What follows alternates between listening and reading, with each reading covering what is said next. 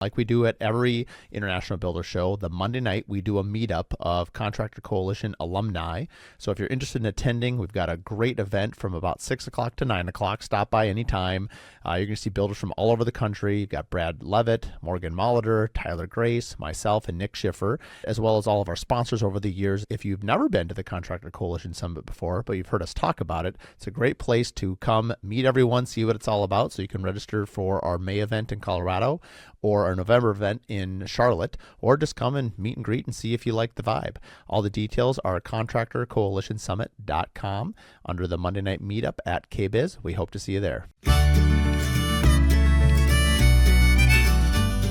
Don't sleep on the people you already have relationships with, because that relationship can grow. And guess what? You've already made the sale. They've already made the commitment. So the ask to increase is infinitely easier. At the end of the day, wouldn't we all probably want less clients that are better clients and will actually yield a better revenue margin?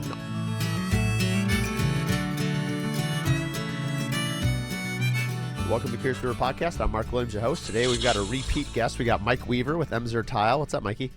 What's up, man? How are you? Good. So we're going to change the narrative for our Thursday 20-minute session. Usually we're doing a couple different series. One is Losers Are Winners. We're doing a whole series of Misahus.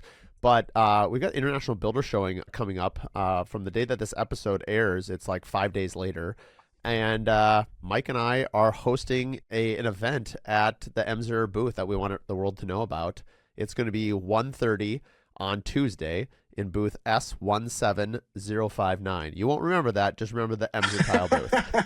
And I think we're going to post that somewhere, right? We're gonna, the booth number? Yeah, we've got a whole bunch of graphics that Leah on my marketing team made that we'll share with all our panelists. And this was really, you and I work a lot together. You're one of our main partners for the Curious Collective. We're in 7 states now, and we'll talk about that a little bit at the end here, because you just had LA yesterday, and that was our first time we've opened up on the West Coast. So I actually haven't talked to you. This will be a live, like, how did it go kind of thing. But you and I both chatted, like, how do we always want to provide a lot of value for not only the listeners in a podcast setting, but in a panel. And at the International Builder Show, there's so many things to see, but this is, I think, my fourth IBS. And I find that the education sessions and listening to people, I mean, obviously seeing all the vendors and seeing all the new products is really cool and exciting, but honestly, it's the relationships and it's what I learned from my peers that lasts the most with me throughout the year. And so with that kind of in mind, you and I kind of came up with the topics, and it's we're going to have Brad Levitt, who leads our collective in Arizona. Most people know Brad. You've got Morgan Molitor here from Minnesota. She's, obviously a best friend, BFF forever, and a Contractor Coalition co-host with me. And then we also have Stacy Ekman, who leads our LA and Seattle one. And we've got you, Mike. And so the two questions are going to be, because we want to keep it somewhat short. It's going to be a 45-minute panel. And it is the two questions are everyone's going to answer is, what, if you could go back in time and tell yourself when you first started your business, what would you tell yourself that would have the biggest impact on your career? And then the second question is, this year, if you were to focus on one thing that would have the biggest impact on either your life or your business, what would it be? And are you going to focus on it? And if not, why not? Like, it's kind of an accountability thing. So anyway, those are the two questions coming in hot. So I just have to share, these two questions are really important from my perspective. On the one hand, it's fun to hear what people would do different, or, if they could go back and tell themselves something different now that they've become experts in the space. And really, honestly, I'm honored to be amongst you guys in a panel of, obviously, you guys are brilliant builders and great business people. But for people that are just starting or in a phase of their business, every host of the panel is at a different place. And being able to hear that now is something that they can possibly implement today. And then I'd say the same thing about the second topic. What are they going to do this year? We all look at our year and think about what we're going to do to be better. And someone may bring up a topic that says, holy crap, they're right. I should do that this year. And if there's no other reason than to listen to other peers in the same space trying to get better that have maybe already gotten to where you are or on a path to where you want to be, this is the kind of thing you want to listen to. I think the benefit of it being one thing is, last year, I spoke a lot about it the last 2 years, is there's a Japanese principle called misogi, and it's one thing. And it's Yeah. like, what is the one thing that you do that your whole, and it was meant for personal goals, but I use one for personal and one for business. I found so much freedom in having the clarity of like one thing. Like, what is Okay. the one filter that every single thing, every decision you make, every meeting you take, every marketing decision you make, every financial decision you make, what you do, like if you could find the one thing and just concentrate Yeah. on that. And I don't think, even though, I have a lot of personalities in this little brain, I don't think I'm unique in the sense that I think that most owners, we all try to do, everyone tells us to do simplicity, but no one does it, myself included. And so last year I did, and it made a huge difference. Huge. I have, and this is, by the way, this is not what I'm going to talk about on the panel, but you inspired something. I don't know how much time we have, so I'm going to try to keep this really quick. Yeah, we got 20 So, minutes. okay. So, so interesting. I've been with Emser for 21 years now, and I've been a sales leader for 10, more of 10 of those years, right? And one of the things that I think, as leaders have always tried to do is manage a ton of accounts across, we have 80 locations, so across 80 markets, and touch an account a little bit consistently. And one of the things that I decided to do, and it started last year, but that'll continue to grow this year, is focus, instead of getting my team to focus on all of the accounts and hundreds of accounts in every market, is to really dive deep with your strategic partners. And you and I talk about partnership on almost every panel that we speak on together. We've seen almost 40% year over year growth with a very specific base of accounts. And it's because we double down in those relationships. We do every project together. We work on every program together.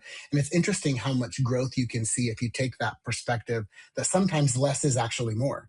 And instead of focusing on every market everywhere, can you really focus on priority markets or priority customers, priority relationships, and watch how that changes your business and how much you can grow? I mean, that's so funny you say that because it's literally what you preach every time I've ever heard you. In fact, I can do a pretty good mic impression. I'll spare the I want to audience hear it. my, Maybe oh, not I've today, done it. but I've done it many times. I've done it so many times. Like the other day when we were in the room, I was giving someone your sales pitch that you always do in front of people about raise your hands, I'll yeah, take a meeting with you thing. And I was like, yeah. that's the gold I standard. did You that do that. yesterday, by the way. Of course you did. Of course. Like why would it's like breathing to you. It's so easy. At this point, honestly, I can deliver it almost as good as you. I love it. But where I was going to go with this is I think a lot of partners, they think that more is more. And there is a Yeah, certain part, like we all are in sales one way or sure. another. That being said, if you can increase the order from a single builder, and let's just use myself for example, like while you and I, our relationship is fairly new, meaning like it's been what, only 2 years, which is shocking, maybe three, Wow. I can't, right? It's No, actually, two, two. it's only two, which is wild. That is crazy. But my point is Yeah, like we had a couple down years, and now I have the next couple years look to be really good. And so while we have a deep relationship through the Curious Builder platform, Mark Williams Custom Homes is just beginning. With Misa Hoos is our first, our flagship wellness home that we have huge aspirations for what we want to do with that, both locally and nationally. But you were a partner choice early on because of that relationship. So really, of course. I grew the relationship with you and expanded it to all my projects, but you also did the same thing because a lot of times a sales, and maybe I'd be curious your point of view with salespeople is that, even with like the collectives, like just because you met, like we always want more builders in the room. Like if you're meeting with new people and once you've met with them, you're like, well, now we want to meet new people. But what you just said actually is a really validation to all sales entrepreneurs and businesses of that. Don't sleep on the people you already have relationships with because that relationship can grow. And guess what? You've already made the sale. They've already made the commitment. So the ask to increase is infinitely easier Oh, for than going sure. and acquiring, quote, a new prospect. And yes, I'm sure on the numbers it'd be more sexy to be like, oh, hey, we work with 500 builders this year. Next year goal is 700. And like, I get the sales metric of why that's aspirational. And I'm not saying we shouldn't do that. But if at the end of the day, wouldn't we all probably want less clients that are better clients and will actually yield a better For revenue sure. margin, all of those things balance in life? I mean, what do you think of that? Yeah, so I take a very simple perspective, and I think most people know I'm not the smartest tool in the shed sometimes. So I find a number and work backwards, right? So I have this theory, and we talked about this on one of our last podcasts. But my theory is, if I have a sales goal or sales expectation, it's you have to figure out how many customers you need at what consistency to get you there, right? And so while most salespeople in a market would call on 100 customers and get a couple $1,000s a month from each of those customers or something like that, instead, in my expectation, if I have a sales rep that needs to do $400,000 a month in sales, to me, that's only 20 customers consistently that spend $20,000 a month. And the time and attention you can spend with those 20 customers is so much more infinitely greater than you can spend with the hundreds of customers you're trying to land. You take that a step further and say that once you win your first project with a customer, I would much rather do 10 more projects with Mark Williams than I would do another new project with a builder I just met that I have no idea if our styles are even going to vibe, right? Well, and also I often say this when I interview new designers, new architects, new partners. It takes me, I don't know why I picked this number, but I think it takes 3 projects before I really understand that Mm, person. And I'm reminded of a quote that I haven't said in a while, which is, don't judge me by my best days. Don't judge me by my worst days. Judge me what I do consistently between the two. And hmm, what I like about that is it, like, how you show up. It's a little bit, you and I are both obviously wellness fanatics, and we love the gym. Like, there are some days we go to the gym and we don't like it. For you, it's every day, but for me, there's some for some I days. hate it always. I know there's some days there's good days, some days there's bad days, but like, it's showing up consistently that For moves the sure. needle. And I think, like, to build a reputation, whether you're a builder, designer, architect, it doesn't matter. Any business, any person, it's Yeah. consistency over time. And that's what a relationship is. And usually a partner better nail it on the first one, because that's when they're like, oh, this is a new one, right? But that being said, it's also unrealistic expectation. It's like a first date. Like, my wife and I was telling Jude Charles was in town yesterday. We spent the whole day together, and we were driving in the car. He was asking me about marriage. And he's like, how long have you been married? I'm like, 13 years and a half, but wait, we dated for 3 years, like 16 years. Like, it's getting to be a long time now. And my point is like, if I was to reflect back on my first date with my wife versus like now, like, my depth of knowledge, because we've been together for so long, like, I Sure. know a lot more. And I think that's true of our partnerships and relationships. And like, I know, because I've been using my trimmer for however many years, or my cabinet shop, or whoever it is, they're not on their first rodeo. And so the relationship is a lot deeper. But I also think if you have a bad experience, don't be so quick to throw out the bathwater. For Like, sure. see it through, because I do think it takes 3 jobs. Like, the first 2 jobs, and then the third Mm. one it better be smooth. And if it's not, then I think you relook at it and say, you know what, this is probably not the best partnership. But it takes a lot of time. Like an architect, like, I worked with an architect here locally that I just think is the cat's meow. I like him so much, and I think the feeling's mutual. And now we're both trying to find a project to work together, but we've only done one. So then it comes 2, and then 3, and then For sure. my goal is to be, kind of one of the main horses in their stable. But I know that's a multi-year, maybe a decade-long plan with this particular architect, and I'm totally Well, fine with Mark, that. that really goes both ways. Let's say our first project together doesn't go terribly smooth, right? And it's easy for both of us. It would be easy for both of us to say, all right, that's probably not the smoothest. Let's go find other customers. Let's go back to what we're used to. Or, we've got plenty of builders, you have plenty of suppliers, et cetera, right?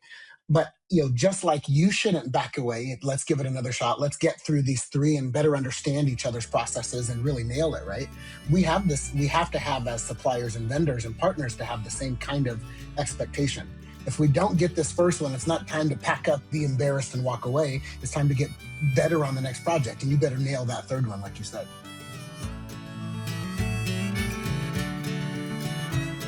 This episode is brought to you by Pella Windows and Doors. I've used Pella for 21 years as the exclusive window company on every one of my builds. When people ask me who I trust for windows and doors, it's Pella, every time. Their craftsmanship, their innovation, the top tier service make them a no-brainer for any custom home builder or designer who demand the best. Whether you're designing something bold or building something with timeless elegance, Pella has you covered. They're also the only window company that has a lifetime warranty on all of their windows. I've gotten to know all of their people at Pella Corporate, as well as locally here at Pella Northland. I'm proud to call them our partners and our friends. Visit Pella.com to learn more and connect with your local reps today. For more information, you can also listen to episode 1, where I interview the Pella Northland founders, as well as episode 109, where we talk all about their latest innovation with the Steady Set window. I think sometimes when you have a strong friendship, sometimes that helps. Like in the beginning, like I've learned a lot even on Miso with Emser. Like I know that we need to order, especially when everything's coming from, evidently my clay is coming from Morocco, which I had no idea. I'm like, wow, okay. And so here's a fact. When you ask to custom design a mosaic made from scratch that's cut with scissors and put on a mesh, it takes time to create it. And the best part is I have zero idea. So like I really empower my design team and they're super talented. And like when I find out about this, it's kind of like when I was building a house during COVID, we had an architect who spec'd all this wood from Africa. And my joke was, is there no wood in North America? Like, why do we have to go to Africa to get all this wood? And so, but actually you'll get a kick out of this just because I love marketing. I love graphics. I'm having my Angie on my team, my project coordinator, I am getting a list together of all the products and what their country of origin is.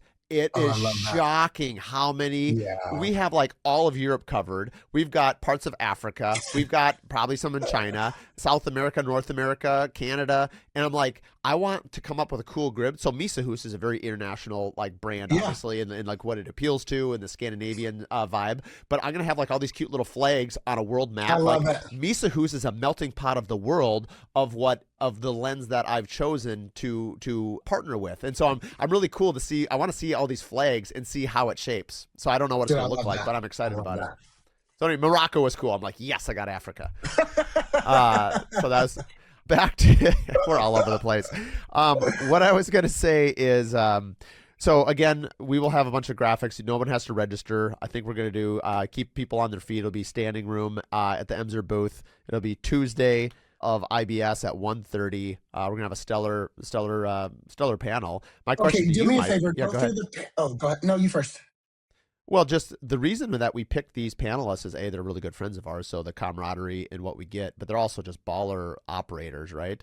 That's right. And they all lead my collective. So I kind of, because of Emser and the Curious Builders partnership through the collectives, our plan is to add 2 to 3 states per year. And so I really want to give, these ambassadors a voice and hear what they have to say. With that in mind, LA, we had our first one. So on the West Coast now, we are in Seattle and we are in LA. And then we obviously we've got the South, we've got Arizona with Brad, we've got Austin, Texas, which we're still spinning up. And then we've got Atlanta and Charleston, of course, Minnesota. My question to you is, you've been to a lot of them. You've been to Arizona, you've been to Minnesota, you've been to Atlanta. This is Stacy's first round, although he's an absolute pro with Alaire, and I picked him for a reason. He's a Contractor Coalition alumni, which almost all of them are, which is just speaks to how special that group is. But tell me about the LA. I don't know the LA market. What was your, we just launched there. This is the first one. How did yesterday go? That's such a loaded question, Mark, because first of all, I think every single one has been amazing. I'll tell you that first and foremost, it was unique for us being such an intricate partner to the Curious Collective, hosting it at Emser Tile at our corporate office it's kind of behind the scenes, right? We held it on the 6th floor, which no customer has ever really seen or had access to. So in that conference room before we did the showroom tour for me, it was pretty monumental, right? Because again, that group got to see something no one ever gets to see. Stacy, of course, is an incredible host. And an incredible businessman, has really built an incredible business. I think what I was most impressed about, given that all of these builders and the vendors that were in attendance had never really met before, the fact that they were so open and transparent about where they were in their business, and then how attentive each listener was to the person speaking. Right. And we were sharing, it was amazing to see, like, in the moment, sharing emails and sharing PowerPoints and our process documents and all of these things, that really are created to help our own businesses grow. Everyone was so open to that information. And then Carrie and I were talking about, she was sitting next to me, and we were talking about how, like, if they sign up to attend a Curious Collective, that they're already ready to learn and share, which makes it so much easier in that space. It's interesting from our standpoint. Like, we know there's a lot of value. I know if anyone listening goes to any collective, you go to the next one for sure. Oh, for sure. It's always hard. If someone invites me for coffee or lunch, it's like, we're all busy. Everybody is. But when you when you make the time, when you prioritize your self-development and you go, it self-selects, because only the people that are open-minded, open-hearted, and want For to learn sure. go. I've noticed sometimes that there are people I would love because I admire them. I think they have a lot to share, but they don't come. And Yeah. I've always wondered, as someone who loves interacting with people, which is why I started all this, but like I've always wondered why not. And I don't know to this day, I still don't know why certain people, like let's say in Minnesota, there's so many talented people here and I'm so well connected. I can't tell if it's not a priority, if they don't want to go, if it's scarcity. Do you have any insight on why would people say no? Why would people resist when I everywhere I only think that because they don't understand the value well enough, it's not a priority. That's it. Not that they don't trust you, not that they don't realize that it's probably a good venue to get and share best practices. I think about this a lot. Sometimes it's better to hear why they should attend from other peers that have attended, not the leader, right? And you and I have done enough panels and meetings together where you see how much I engage builder peers instead of selling, Emser's value proposition. Sometimes there's more value in letting the peers speak. We had a builder in LA yesterday. Honestly, I was surprised that he came. That's not the right thing to say, but this guy's a juggernaut. Builds 20 to $30 million homes all up and down Southern California, and to watch him share his best practices with another builder that's just starting to take over from his parents, and watching the two of them collaborate on how this one major builder has made so many changes to so he and his son can be in the business. And this other builder who's just starting to do that is looking for that kind of guidance. And I stopped the conversation midway and I looked at everyone in the conference room and I said, and this is why we're here. It was honestly, it's life changing. I mean, I know who the one person is. I don't know who the young person is, but I love. I mean, that makes me super happy. Yeah. I've seen. I mean, the whole reason we have the curious collectives, the curious builder. I mean, honestly, all of it is really just all the things that I have personally have found value in how it's helped elevate my life, my career, my everything. And so it's like I just want to share that experience with other people. It'd be like if you went to Christmas dinner and you've never been to a Christmas dinner before and you're like, hey, you should come to Christmas dinner. You're like, wow, look at all this food. This is amazing. Everyone's so happy. You're like, I didn't know this is a thing people did. I mean, honestly, it feels like a I don't know. It's like a boot camp for your mind, heart, and soul to like learn from each other. And I think whatever you put into it is what you get out of it. The people that come with lots to share. And I think For sure. sometimes that's why it's important that the leadership is vulnerable. And that takes a special person, to lead with vulnerability, to lead with obviously being real. This isn't a put on. It's not fake. I usually lead with all my mistakes and I got a long It's list of also them. not, I love that. You're right. It's also not perfect. The thought that the host of the collective runs a perfect Yeah. business, it's really quite the opposite, right? And I think that's even breaks down some barriers and walls as you're kind of sharing and learning best practices. As you think this host, and I look at you and think of you as like, the third Messiah or something. I don't know. I think you're amazing. And when we sit and have so many personal conversations, I almost every time I realize that we are all doing the same thing. We may be in a different spot in life or built something different, but we're all heading in the same direction. And you have done things that I would like to do, and vice versa. And just taking even that simple perspective that someone in the room, and the collective is probably one of the best places I've seen it. Someone in that room has already done what you are trying to do, and leaning into that and getting the understanding the mistakes they made and how you can collapse time so you don't have to spend the same amount of years trying to figure out what they've already figured out. If this isn't a reason to attend a collective or come see us at IBS and have a booth as we talk more about this kind of stuff, a reason doesn't exist. Yeah. I mean, I think you said it the best. This time you worded it different. I like what you say, compressed time. Yeah. I think of like I've never thought of this analogy until right now, but like I scuba dive, and so like you compress air into a tank, right? So you can get Sure. more air in a small space, so you can breathe longer.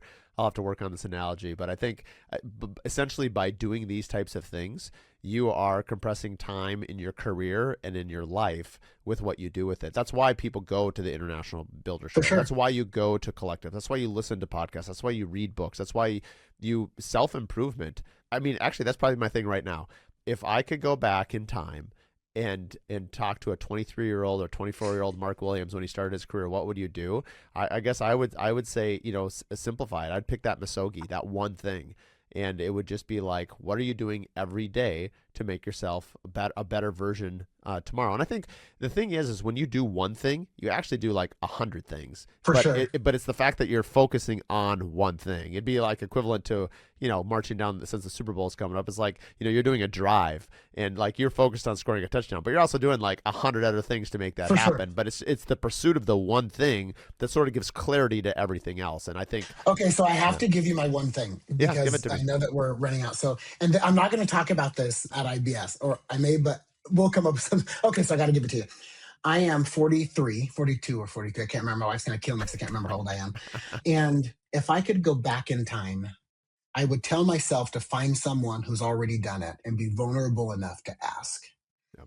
And I never did that as a kid. As I was building my business, other businesses, or my professional, my time in the last 21 years at Emser, it wasn't until really the last 5 or 6 years where I started really leaning in to people that have already gotten to where I'd like to be.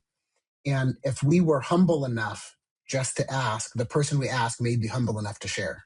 And I would have done that so much earlier in life had I thought it was important. And I think that you'd be hard pressed if you said it honestly. If you ask someone for help, I have yet to see anybody say no. I mean, Agreed. when there's something in humans, I think it's the most underused word in the English language. Help me. We just don't use it.